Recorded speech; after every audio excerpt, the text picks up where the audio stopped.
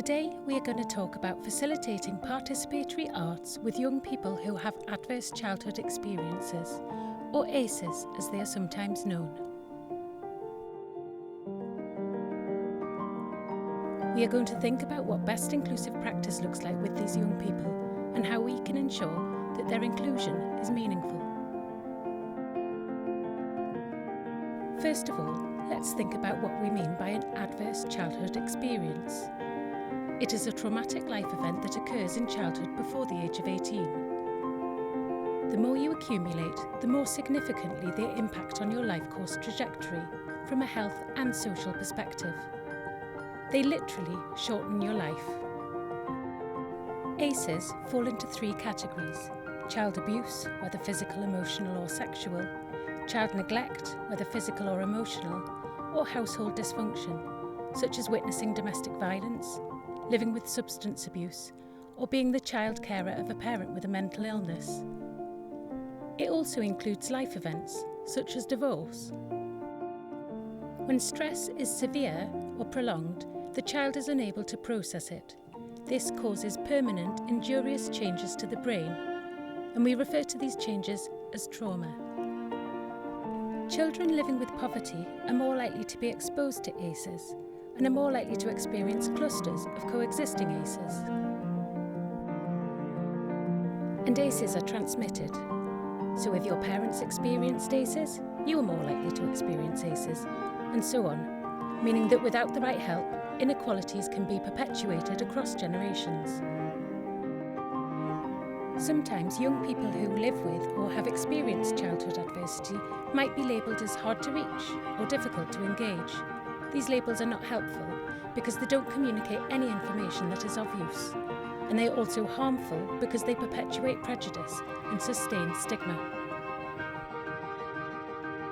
We need to think about barriers to access experienced by underrepresented groups as a social model.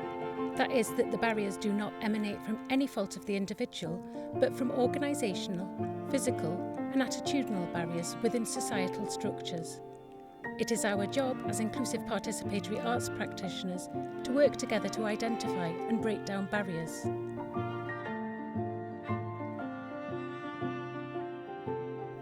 Young people who live with or have experience of childhood adversity might engage in challenging communicative behaviours.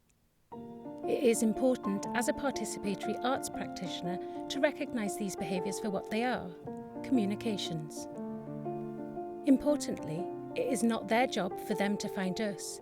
It is our job for us to find them and meet them where they are. Ensuring your participatory arts practice is trauma-informed means you will be better equipped to safely support and include these young people, and will be able to meaningfully improve the well-being outcomes of your work. Participatory arts, when effectively and safely facilitated, can play an important role in mitigating the adverse impacts of ACEs, cultivating opportunity and reducing risks. Crucially, participatory arts are not arts done at people or for people, they are done with them and by them. Participatory art places the young people at the helm and values them as the experts of their own experience.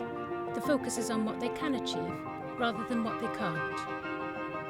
And making art together and working towards a common goal helps forge a sense of social cohesion. Feeling that sense of togetherness has a strong and positive effect on well-being, and it is key to feeling happy. Social cohesion reduces prejudice and polarisation and helps to build trust and equality. Working inclusively in the participatory arts sector is not a destination. It is an ideal to be striven for and a sustained commitment to a journey. It is a journey with great heights and stunning sights, so enjoy.